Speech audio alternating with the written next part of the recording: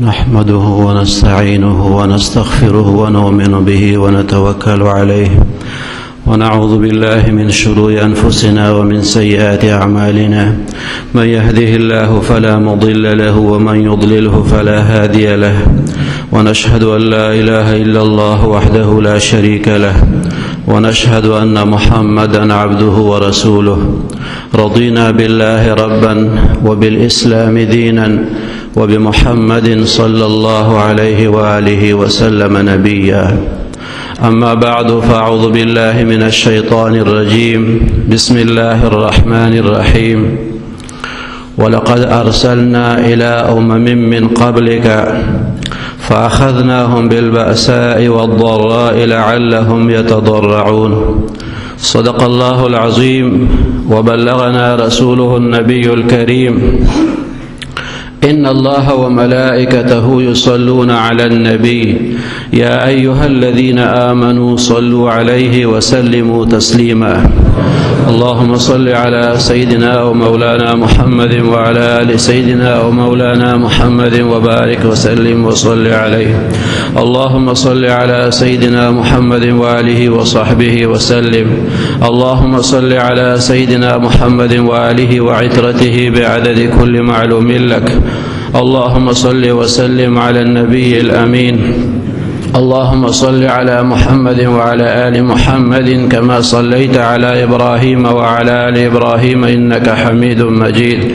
اللهم بارك على محمد وعلى آل محمد كما باركت على إبراهيم وعلى آل إبراهيم إنك حميد مجيد عزت مند حاضرين او اوریدونکو د الله تعالی د مبارک کلام یو آیت مبارک مولستو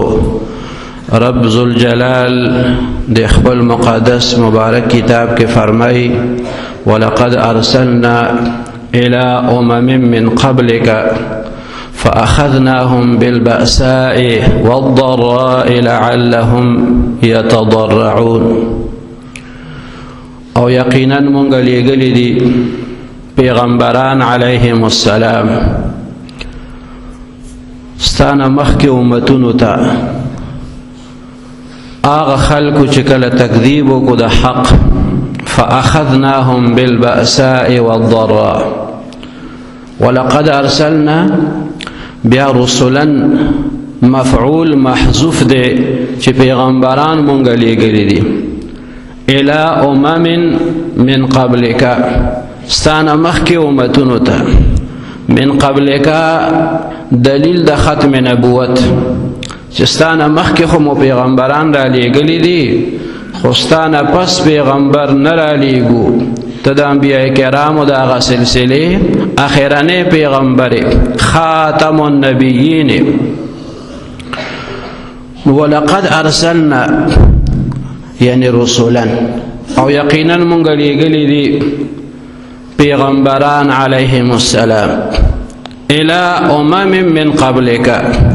امتونو تا ستانا مخی بیا دیده که اوٹه که محذوف ده چی فکذبو اغا خلقو تکذیب کرده ده ده پیغمبران علیہم السلام و ترالل خپل پیغام ده حق خوضاحت سر و تبیان کو لیکن اغا خلقو و تا ده دروغ نسبتو کو اکثریت د خلکو چې بو هغه به د پیغمبر د تعلیماتو نه انکار وکړو د منلو نه فاخذناهم نو الله تعالی فرمایي پس مونږ دوی ونیول بالبأساء والضراء په سختو سره او په تکلیفونو سره مالی تکلیفونه مو پرې راوست بدني تکلیفونه مو پرې راوست قاد صالح باغ خلقو باندې رالی بارانونه به نه کېدل ضرورت به او نه به کېدو مالی پریشانی به وي د خلکو اقتصادي حالت به خراب شو مالی مشکلات به ورته پیښ شو او ضرا به په هغې باندې رالل بدني تکلیفونه قسم قسم مرضونو کې به هغې مبتلا شو دا د دې دپاره لعلهم یتضرعون دې دپاره چې دی تضرع وکړي دې دپاره چې دا خلک الله تعالی ته عاجزي وکړي خدای طرف ته دی متوجه شي. دا تکلیفونه چې په دی راتله په مخکنو خلکو، نو دی د پاره راتلل چې دی د خپلو بدو چارو نه منع شي او الله تعالی طرف ته متوجه شي او خپل رب ته عاجزي وکړي، د خپلو ګناهونو توبه وباسي، الله طرف ته د دې توجه پیدا شي. فلولا اذ جاءهم بأسنا تضرعوا ولكن قست قلوبهم وزين لهم الشيطان ما كانوا يعملون. اولې داسې ونشو چې کله دی ته تکلیفونه رالل، امتحانات پې رالل، پکار دی چې دی الله طرف ته متوجه شوی وي،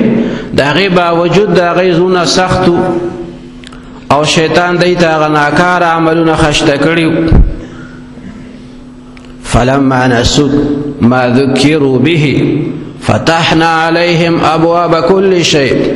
حتى إذا فرحوا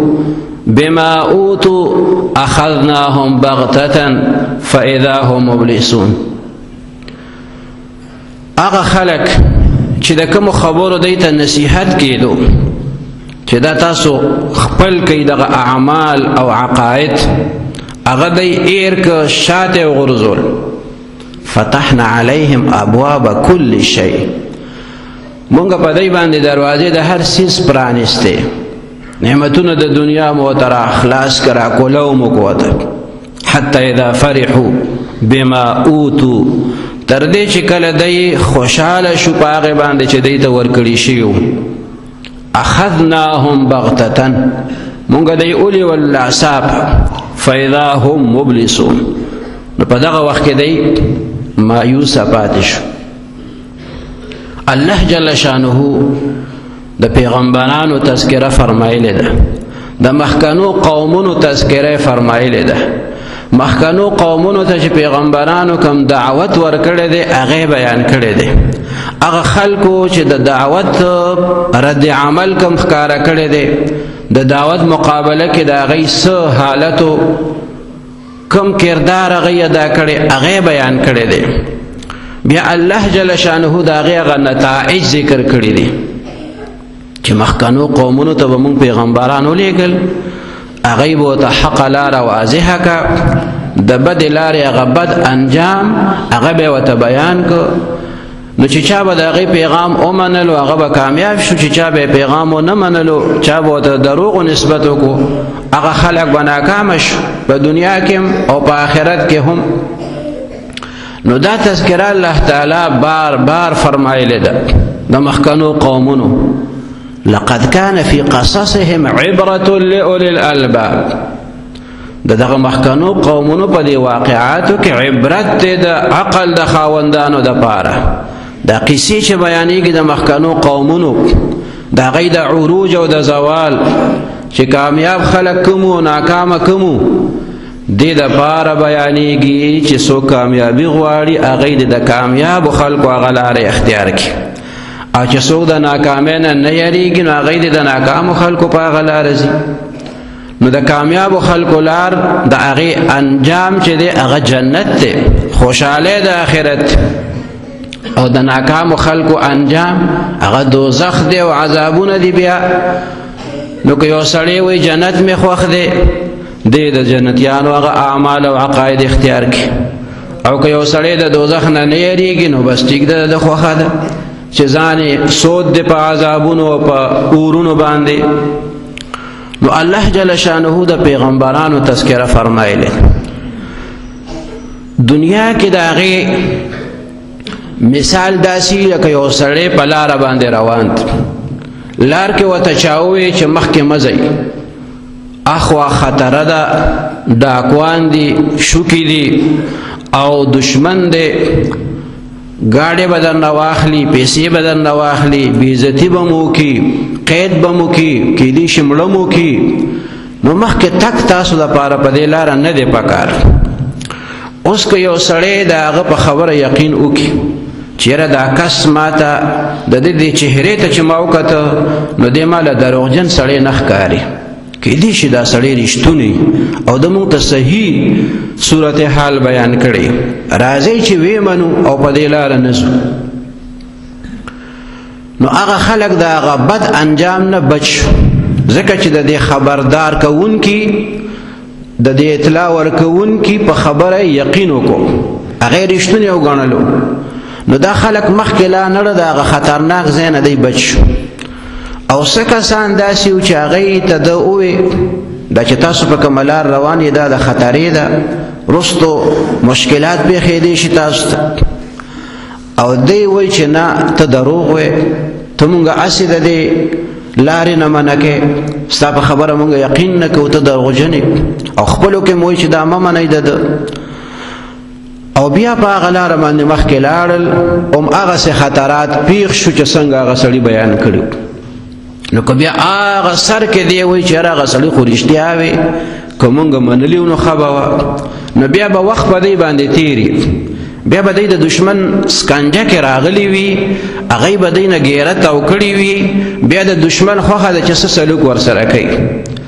که ډېر هم د ارمان او افسوس کوي چې مونږ ته منل پکار وو، مونږ ته د هلته نه واپس کېدل پکار وو، خو افسوسونه او ارمانونه دا به دې ته بیا فایده ورنه کړي. نو انبیا علیهم السلام الله تعالی راولېږل چې دا خلق د حالاتو نه تاسو خبر کوي چې د کفر او د ګناهونو انجام چې دی هغه ګوره جهنم دی، او د نیک عمل د ایمان د تقوا د دې انجام چې دی هغه جنت دی. نو دا چې کوم خلق د نیکۍ په لاره باندې روان دي دی ته خوشخبري ورکوي چې تاسو دا کار ټیک دی، په دې باندې ثابت قدم اوسېږئ. دا چې کوم خلق په غلطه لاره باندې روان دي دی ته ووایي چې واپس شئ د دې لارې نه، راوګرځئ، دا چې څه مو کړي په دې ستومانه شئ، واپس شئ د دې خپل کار نه او د دې لارې نه. نو که هغوی ومنل خو خپله ګټه ده، او چې کومو خلکو نه دي منلي چې نه داسې مونږ منې کوي، دا مونږ ته کتی نشي، زمونږ کاروبار ته نشي کتی، زمونږ عزت ته نشي کتی، دی مشري غواړي، دی اقتدار غواړي، دی کرسۍ ته ځان رسول غواړي، دی بادشاهت غواړي، که دا قسمه خبرې دې ورته وکړي پیغمبر ته او د هغه وارث ته او د هغه د خبرې نه د انکار وکړو، نو که وروستو خطرو سره مخ شوې او بیا ارمانونه کې، نو دغه ارمانونه به تا ته هېڅ فایده در نه کړي. الآن قد ندمت ولم ينفع الندم، اوس ته پیمانه شي په خپلو ګناهونو باندې او په خپلو غلطیانو باندې چې ورخ نه اوبه تېرې شوې، نو که بیا ته ارمان کې، نو هغه تېر شوی وخت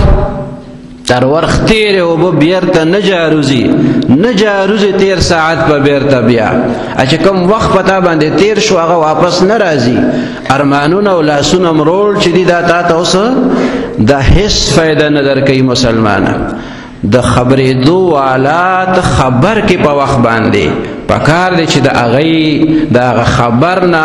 تا خبر حاصل کړی وي، ځان دې خبردار کړی وي، ځان دې په بې خبرو کې بیا نه وي پاتې کړی، نو اوس به دې دغه ارمان نه کول او دغه لاسونه د افسوس به دې نه مروړل. نو دغه حقیقت الله جل شانه په خپل مخلوق ډیر به حد مهربان دی، نو هغه بار بار دا بیان کړی دی چې پیغمبران مرالی ګلیو، هغه دعوت ته حق خلکو ته ورکړیو، د ښې لارې ښه انجام او د بد لارې بد انجام، دا ټولو پیغمبرانو خپلو خپلو امتونو ته ښه په وضاحت سره رسولی دی. داسې وضاحت سره ورته بیان کړی دی چې د هغې نه د زیات وضاحت اړو تصور نشو کېدی. پیغمبرانو د دعوت حق هغه حق ادا کړی دی، او بیا هم خلکو د هغې په هغه پیغام باندې لبیک نه دی ویلی. هغه خلک چې دي هغې سزاګانو سره مخ کېږي، په دنیا کې هم رسوایي او په آخرت کې هم د هغې دپاره عذابونه. وما ظلمناهم ولكن كانوا انفسهم یظلمون. که دغه خلکو ته ظلم باندې سزا ملاویږي، نو دا د الله د طرف نه دی سره زیاتې نه دی، دی په خپله ځان باندې ظلم کړی او چې د ګناه لارې اختیاروله، نو چې جرم کې نو د جرم سزا ته بیا غاړه کېدی. سزا هغه چاته ملاویږي چې جرم یې کړی او د جرم سزا الله تعالی بیان کړې ده چې دا جرم د دې دا سزا. اوس یو سړی جرم کوي یقینا هغه ته به سزا ملاویږي، نو چې الله د طرف نه سزا ورکولی شي نو دا د الله د طرف نه په چا باندې ظلم نه دی، دا د کس په خپل ځان سره ظلم کړی دی چې دا ګناه غلاره اختیار کا او د سزا ځان مستحق وګرځولو. نو د انبیاء کرامو دعوت د حق دغه دعوت د هغې تذکره بار بار قرآن مجید کې الله تعالی موږ او تاسو ته چې کوي د دې دپاره یې کوي چې تاسو د کامیابو خلکو هغه لاره اختیاره کوئ او د ناکامه خلکو د لارې نه ځان وساتئ. هغه عقاید چې هغه د نجات ذریعه ګرځي، هغه اعمال چې هغه د نجات او د فلاح ذریعه ګرځي، هغه معاملات او اخلاق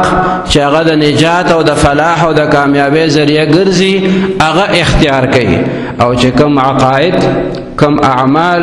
معاملات او اخلاق هغه د تاوان سبب ګرځي، د افسوس او د ندامت او د خپېمانتیا سبب ګرځي، نو د هغې نه مسلمان تاسو ځان وساتئ. د انبیاء کرامو دغه دعوت حق هغه سلسله د حضور نبی کریم صلی الله علیه وسلم نبوت سره الله تعالی سرته ورسوله. نبوت په محمد باندې تمام شو، نشته پس له محمد انبیاء. پیغمبر هغه سلسله په هغه مبارک ختم شوه، د هغه مبارک نه پس د دعوت حق دغه سلسله صحابه کرامو جاری وساتله، صحابو پسې تابعینو جاری وساتله، تابعینو پسې بیا تبع تابعینو د هغې سلسله جاری وساتله، هغه سلسله بیا اولیاء کرامو جاری وساتله، هغه سلسله په دینی مدارسو کې او په خانقاهونو کې هغه سلسله اوسم روانې دي. هغه د حق هغه دعوت پکې ورکول شي، د توحید هغه درس پکې ورکول شي، د رسالت درس پکې ورکول شي، د آخرت فکر پکې خلکو کې پیدا کول شي، نیکۍ طرف ته رغبت او د ګناه نه نفرت او د ګناه نه ځان ساتل، د هغې تعلیم ورکول شي په دینی ادارو کې، په مدارسو کې، په جماعتونو کې او په خانقاهونو کې. نو د اولیاء کرامو دغه کار دوام هغه سلسله ده چې کومه د انبیاء کرامو هغه دعوت د حقو او خلق به نیکۍ طرف ته رابلل. دې کې مونږ ته پیغام د انبیاء کرامو دغه دعوت هغه بار بار قرآن مجید او حدیث د نبی کریم صلی الله علیه وسلم کې چې بیانېږي، دا صرف د وخت تیرولو دپاره نی چې سات تیرې خلک کوي او ټایم پاس کوي، نه ده د دعوت فکری ده چې انسان دې طرف ته متوجه شي چې زمونږ مقدس مبارک کتاب مونږ کم طرف ته رابلي، آیا مونږ په هغه لاره باندې روان یو او کنا د کفر او د شیطان هغه سازشونه چې کم طرف ته دي اسې نه مونږ هغه طرف ته روان کی، په ځان باندې پوه نشي او د باطل هغه لاره د اختیار کړې وي، نو د باطل انجام خو بیا بد دی او د حق د تابعدارۍ انجام چې دی نو هغه ښه دی. نو هر مسلمان د ځان سره دا فکر کوي چې زما په دې روزمره زندګۍ کې زه د حق داعی یم او که باطل طرف ته زما وزن اچول کیږي، زه د حق تله کیم او که د باطل طرف ته یم، زما د حرکات څنګه دي، زما د معاملات څنګه دي، زما اخلاق څنګه دي، زما عادتونه څنګه دي، زما کردار څنګه دی، زما عقیدې څنګه دي. نو که دا د پیغمبرانو د هغه دعوت او د هغې د هغه تعلیماتو سره موافق او مطابقي، په هغې باندې الحمدلله والشکر لله وایه او د هغې باندې د الله نه د استقامت سوال کوا چې په دغه باندې خدای ماته استقامت نصیب کړي، او چې کوم عقیده، کوم یو عمل، کوم یو خو یو خصلت ستا د انبیاء کرامو دغه تعلیماتو نه خلافو، نو مسلمان بیا به د هغې نه ځان ساتي، هله به کامیابېږي. او که ته وې سهار ته به توبه وباسم، بله ورځ به وباسم، څه موده پس به وباسم، نو دې سره کار نه کېږي. دا ډېر خطرناک سازش او دام او جالی د شیطان چې د اوږدو امیدونه انسان ته ور وړاندې کوي. نو الله تعالی دې د حق دعوت په حق باندې عمل او د حق مرګتیا همیشه د پاره زمونږ نصیب کی. د انبیاء کرامو چې کوم دعوت ته، د اولیاء کرامو چې کوم دعوت ته، پاغه باندې د الله تعالی په صحیح معنو کې عمل زمونږ نصیب کی. واخر دعوانا ان الحمد لله رب العالمين. الحمد لله رب العالمين، الصلاة والسلام على أشرف الأنبياء والمرسلين وعلى آله وأصحابه أجمعين. اللهم أنت إلهنا ومعبودنا فلا تكلنا إلى أنفسنا طرفة عين، وأصلح لنا شأننا كله، لا إله إلا أنت. اللهم إنا نسألك موجبات رحمتك وعزائم مغفرتك والغنيمة من كل بر والسلامة من كل إثم. لا تدع لنا ذنبا إلا غفرته، ولا هما إلا فرجته، ولا مريضا إلا شفيته، ولا ولدا إلا أصلحته وعلمته، ولا مجاهدا إلا نصرته، ولا عدوا إلا أهلكته وخذلته، ولا حاجة من حوائج الدنيا والآخرة هي لك رضا ولنا فيها صلاح إلا قضيتها ويسرتها يا أرحم الراحمين. ربنا اغفر لنا ولإخواننا الذين سبقونا بالإيمان، ولا تجعل في قلوبنا غلا للذين آمنوا ربنا إنك رؤوف رحيم. وصلى الله تعالى على خير خلقه سيدنا ونبينا وشفيعنا محمد وعلى آله وأصحابه أجمعين برحمتك يا أرحم الراحمين.